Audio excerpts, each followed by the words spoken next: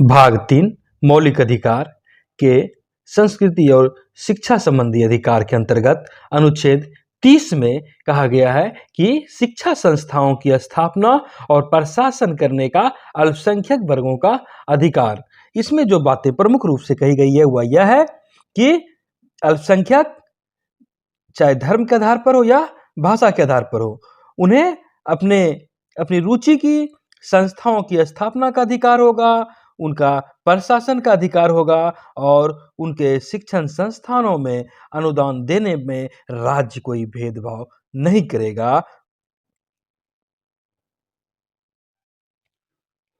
हालांकि सामान्य तौर पर जब अल्पसंख्यक की बातें होती है कि अल्पसंख्यक कौन है, तो स्पष्ट रूप से संविधान में इसका वर्णन नहीं मिलता है, लेकिन अल्पसंख्यक का अर्थ होता है जो बहुसंख्य से कम है, जिसकी संख्या अल्प है, जिनकी संख्या कम है, और अल्पसंख्यक के रूप में अपने देश में मुस्लिम को, सिख, ईसाई, पारसी, बौद्ध आदि को देखा जाता है। अनुच्छेद 30 के 1 में कहा गया है कि धर्म या भाषा के पर आधारित सभी अल्पसंख्यक वर्गों को अपनी रुचि की शिक्षा संस्थाओं की स्थापना और प्रशासन का अधिकार होगा, उसका प्रबंध का अधिकार होगा। एक तरह से देखा जाए तो अल्पसंख्यक की अधिकार की रक्षा करना ही इस अनुच्छेद का प्रमुख उद्देश्य है।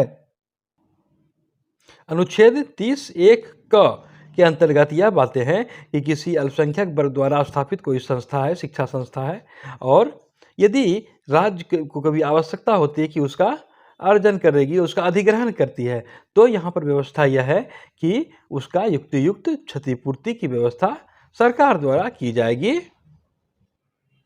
उनकी संपत्ति को यदि अधिग्रहण करती है तो उसका मुआवजा, कहने का मतलब उन्हें देना पड़ेगा।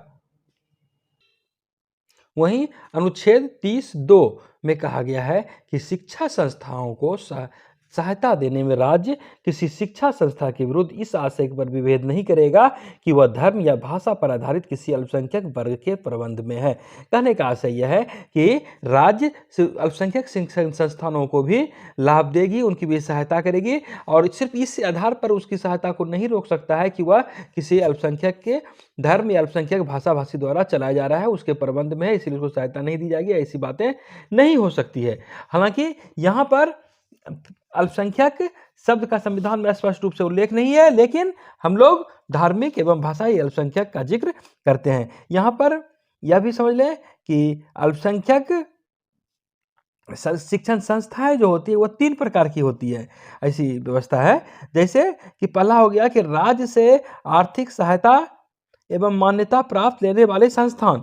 कोई संस्थान है जो राज्य से आर्थिक सहायता भी लेती है और मान्यता भी लेती है, नंबर 1। नंबर 2 हो गया ऐसे संस्थान जो राज्य से मान्यता तो लेते हैं लेकिन आर्थिक सहायता प्राप्त नहीं करते हैं। पहला था राज्य से आर्थिक सहायता और मान्यता दोनों लेने वाले संस्थान। दूसरा है राज्य से मान्यता लेते हैं लेकिन आर्थिक सहायता नहीं लेते हैं। और तीसरे ऐसे भी संस्थान हैं अल्पसंख्यक के जो राज्य से मान्यता या सहायता नहीं लेते हैं। अब देखिए, जो संस्थान के राज्य से आर्थिक सहायता लेते हैं, मान्यता लेते हैं या मान्यता लेते हैं राज्य से, तो उन शिक्षण संस्थानों में जो व्यवस्था होगी, उनके स्टाफ, उनके पाठ्यक्रम, उनके शैक्षणिक मानक, उनके अनुशासन, उनकी स्वच्छता, उनकी सफाई व्यवस्था आदि राज्य के अनुरूप होगी।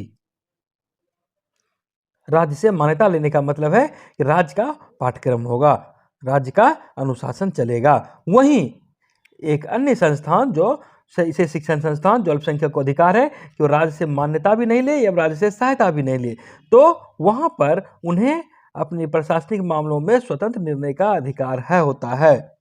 अब उनको अपना प्रबंध करने का अधिकार होता है। हालांकि यह बात भी है कि उन्हें प्रबंधन करने का अधिकार है लेकिन कुप्रबंधन का अधिकार नहीं है, और उनका यह अधिकार भी राज्य की नियामकीय शक्ति के अधीन हो जाता है कि आप को प्रबंध करने का अधिकार है, लेकिन जो सामान्य बातें होती है यहाँ पर आप उसका उल्लंघन नहीं कर सकते हैं। जैसे समाज कल्याण की बातें, औद्योगिक संबंध, शैक्षिक स्तर, कार्यकुशलता, अनुशासन, स्वास्थ्य, स्वच्छता, लोक व्यवस्था, सदाचार, इन सबके हित में बनाई गई व्यवस्था का पालन करना होता है।